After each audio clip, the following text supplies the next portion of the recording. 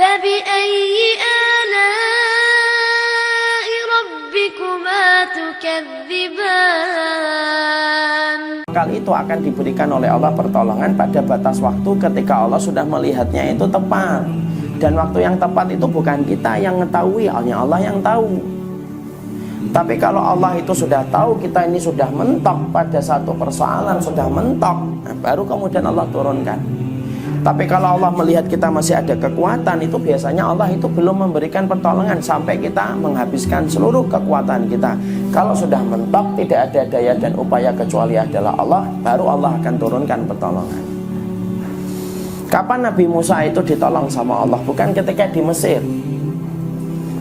Tetapi Nabi Musa mendapatkan pertolongan itu ketika di depannya itu sudah lautan, di belakangnya itu pasukan Fir'aun. Bingung, ini gimana ya Allah?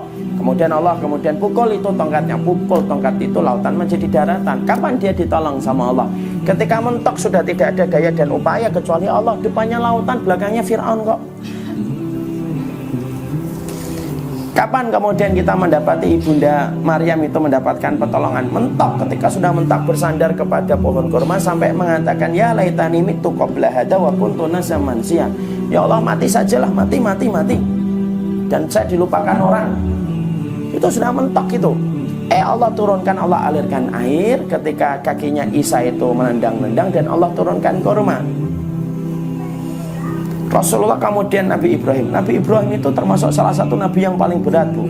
Paham ya, Nabi Ibrahim itu fase dakwahnya ada tiga tempat. Pertama di Babilonia, yang kedua di Palestina, yang ketiga di Mekah.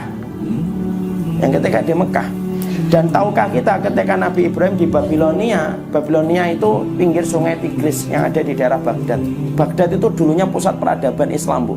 Sekarang dihancurkan sama Amerika. Atas nama untuk mencari senjata pemusnah massal yang tidak pernah ketemu sampai hari ini. Dan kita disuruh untuk memaklumi narasi yang dibuat sama mereka. Maka Nabi Ibrahim itu ketika di Babilonia tidak ada satupun orang itu beriman sama Ibrahim.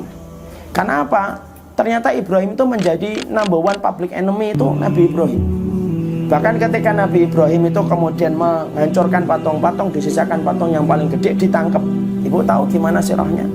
Ternyata dia ditangkap sama pasukannya Namrud, kemudian dieksekusi untuk kemudian divonisnya apa? Dibakar. Kenapa kok nggak dipenggal? Karena Namrud itu tidak ingin Ibrahim itu matinya cepat.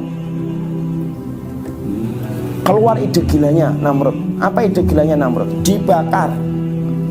Masih ditambah lagi dengan ide gila berikutnya apa? Kayunya dikumpulkan secara kolektif dari masyarakat Babilonia. Dan masyarakat Babilonia itu tidak ada satupun yang simpati sama Ibrahim. Kita bisa bayangkan itu. Makanya disebut Khalilur Rahman, ujiannya berat itu. Nabi yang paling dekat kedudukannya dengan Rasulullah itu Nabi Ibrahim. Semua masyarakat mengumpulkan kayu, Bu. Semua masyarakat mengumpulkan kayu semuanya. Saking senangnya mereka ketika mendapati berita Ibrahim itu mau dibakar. Bahkan Imam Ibnu Katsir itu menceritakan ada seorang nenek-nenek tua yang tinggalnya di pinggir hutan, jauh dari alun-alun, jauh betul dia dari alun-alun. Dia buta ketika mendengar Ibrahim itu mau dibakar. Nenek tua itu malah sedih. Lalu kemudian keluarganya ngomong, kenapa nek kamu sedih? Kamu sedih Ibrahim mau dibakar? Enggak, aku sedih gara-gara aku buta. Aku tidak bisa nyumbang kayu untuk membakar Ibrahim. Masya Allah itu. Kemudian ditumpuk, Bu. Tahu kita ditumpuk. Kenapa ditumpuk tinggi sampai kemudian Ibrahim itu ditarik dengan manzanik, ketapel besar sampai kemudian ke atas. Ditumpuk yang tinggi itu supaya Namrud itu pengen dengar Ibrahim itu teriak-teriak minta tolong nanti. Kalau dibakarnya dari bawah, tek, asapkan ke atas. Supaya Ibrahim ketakutan, wah api itu. Minta maaf Namrud, minta maaf. Itu yang pengen didengar oleh Namrud. Dibakar dari bawah, asapnya semakin ke atas, semakin ke atas, semakin ke atas itu.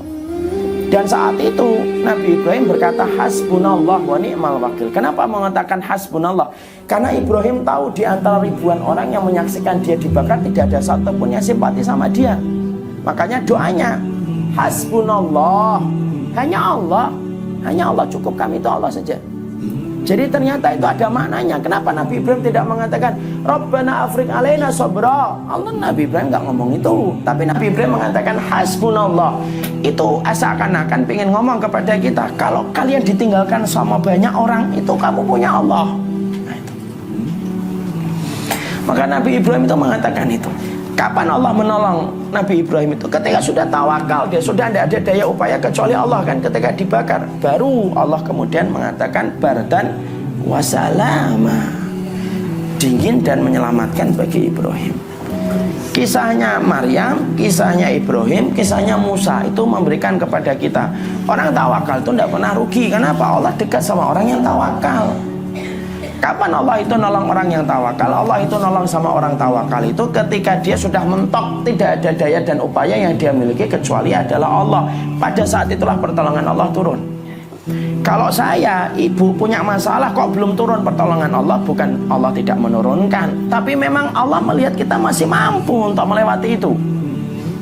Nanti kalau sudah mentok, nah, baru Allah akan turunkan pertolongan. Sebagaimana mentoknya Maryam, Allah turunkan pertolongan. Sebagaimana mentoknya Musa, Allah turunkan pertolongan. Sebagaimana mentoknya Ibrahim, baru Allah turunkan pertolongan. Makanya nanti kalau ada temannya curhat, Mbak, kok saya itu nggak dikasih pertolongan sama Allah? Maaf Mbak, kamu itu belum mentok itu. Tunggu aja mentoknya. Nanti kalau sudah mentok, insya Allah kemudian nanti datang pertolongan dari Allah Subhanahu Wa Taala. Ya. Makanya ikhtiar itu, tawakal itu termasuk salah satu perkara yang kemudian kita harus mengerti.